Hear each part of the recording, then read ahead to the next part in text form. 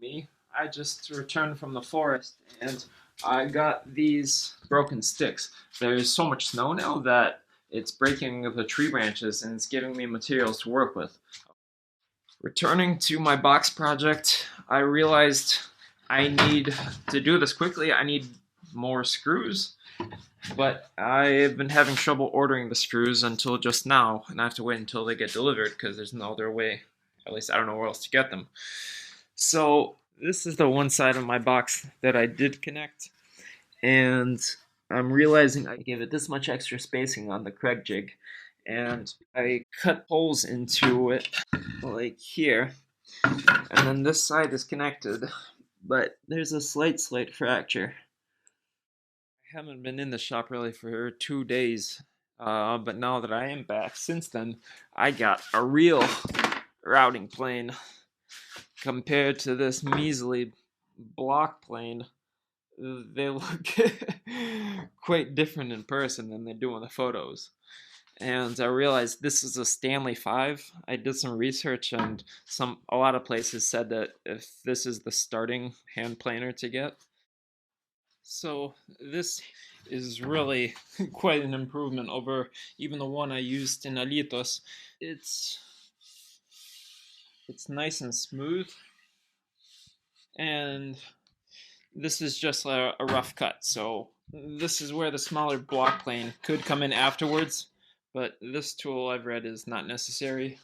I should have known better before buying, though I'll still try to make use of it. Aside from the routing tool, this new knife is another addition, which I'm really happy with. It's got two sides. One side, the blades are very close together. It's super close together compared to this saw. And the other side of this blade, it's wider and it's angled differently. So I'm enjoying that. The other tool is this Triton clamp. I saw that it's a very recommended tool from the timber framing book. It should be useful, for example, for making pegs with this tool. I got this 25mm round hole peg maker, and I still haven't gotten around to using a lot of this stuff. Other important tool is this Veritas Log Scriber. I saw this as necessary to be able to fit logs together. I'm gonna have to learn how to use it because I know there's a method of setting it plumb, so it somehow means even to the logs as you're drawing it. So yeah, it'll be a process.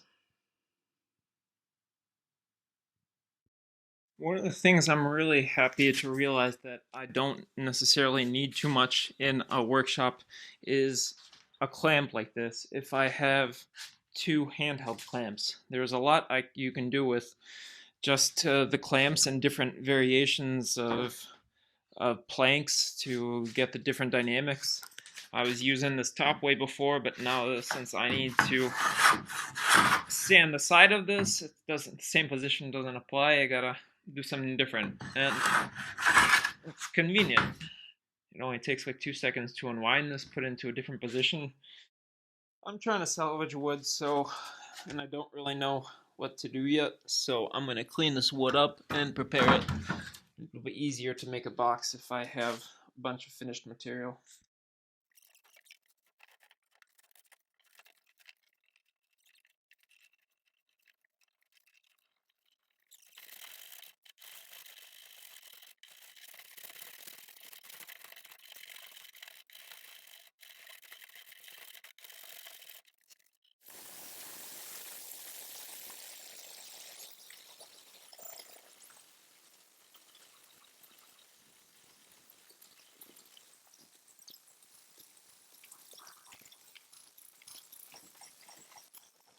Well, that took maybe like between 8 and 10 minutes of cleaning. I realized in the beginning it takes like a third of that in setup time, but once you got the setup going, it's pretty easy to change. So this was just roughly gone over with the hand plane. So what I like about this in comparison to random orbital sander is that with this guy, you can turn these knobs so that the blade goes further in or out if you want to go deeper with stuff. So with two hands, you can really chug away a lot. And then as I get closer to the level, I reduce the size of the blade. So I realize if I pull it towards me, it's like coming back in. So it brings the blade in, and here it's a smoother finish. Here I'm going to do the same thing except with a deeper blade to clean up this rough part. This is what it looks like.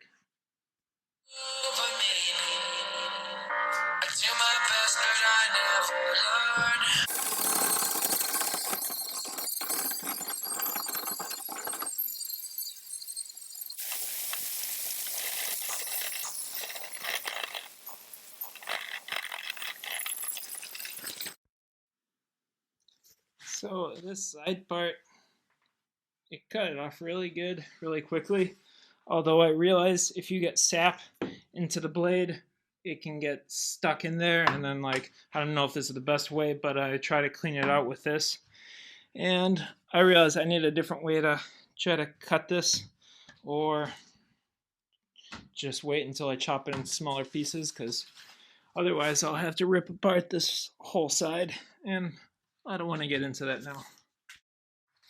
So I'm cutting 3 pieces for the sides. I've already cut 2 of them. That's what the phone is standing on. And I'm going to do the third. I want to show off a new way that I found out to use the Japanese saw. First I measure out 50 centimeters, or half a meter.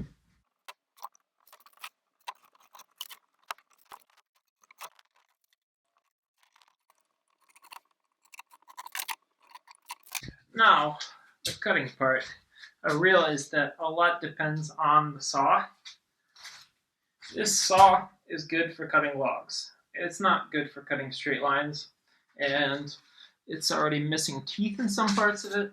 That's why I got this dual-bladed Japanese saw. It's a good size, and I can focus on a straight line.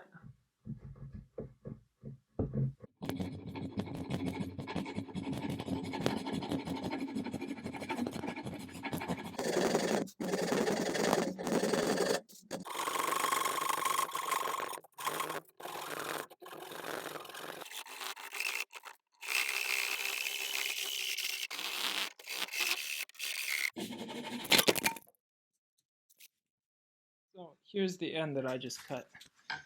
Let's see how straight it is. That's pretty good.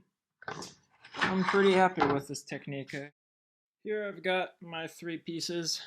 Now I'm gonna clean up the edges. I prepared the vise already. Now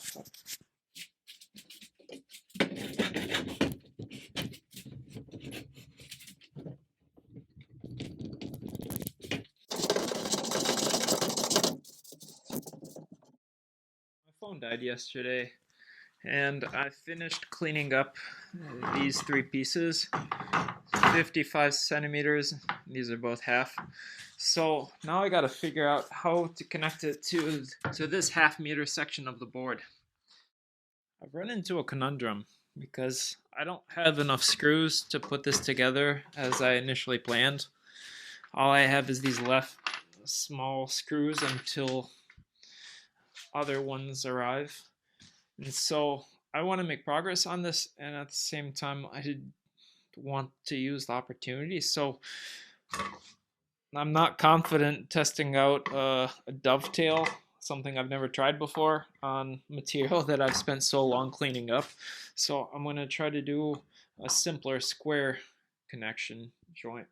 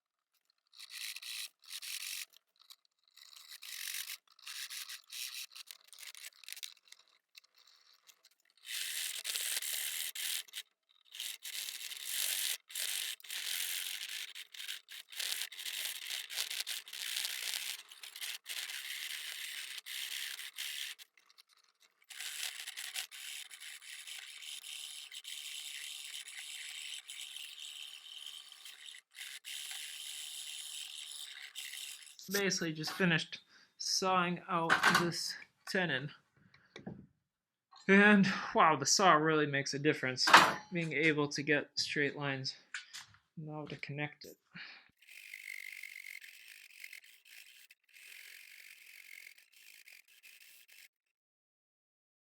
Back in the workshop. Hopefully I can finish this box today. My phone camera's been dying, and here I got the board, which holds pretty well without glue. I imagine once I get it onto the board, the bottom piece, which I'm about to cut now, it should hold well with screws. So it took quite a bit of time to cut this bottom board out with a small saw, but I got it straight and I filed down the edges. I realized this tiny guy is good for getting any small scrapings off for rough corners. And seeing that this part is jutting out, that there and that there is uneven, so I'm going to take this apart, file this bottom part down, and then I'm going to prepare the screw holes. So with the pencil, I've gone in and I've marked the part that I need to cut off so that this lies even.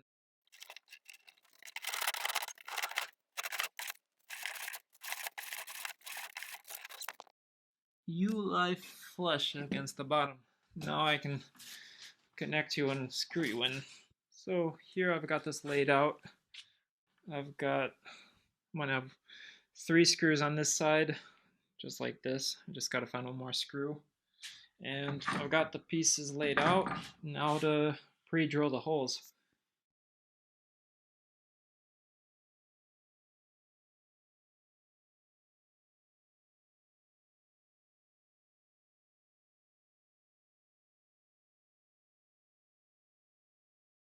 I've got pre-drilled holes now, 3 along each side. So now just pre-drill it.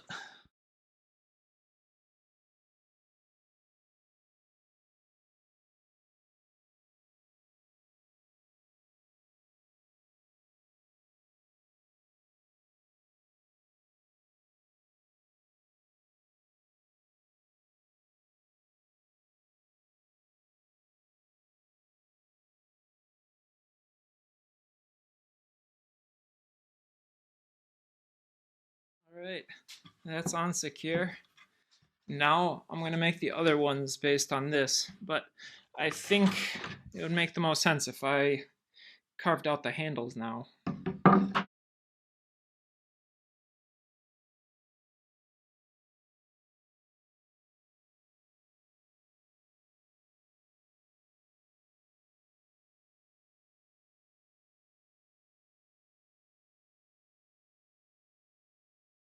I made an unintentional cut, and so I'm going to do the same thing on the other side now just to keep it symmetrical.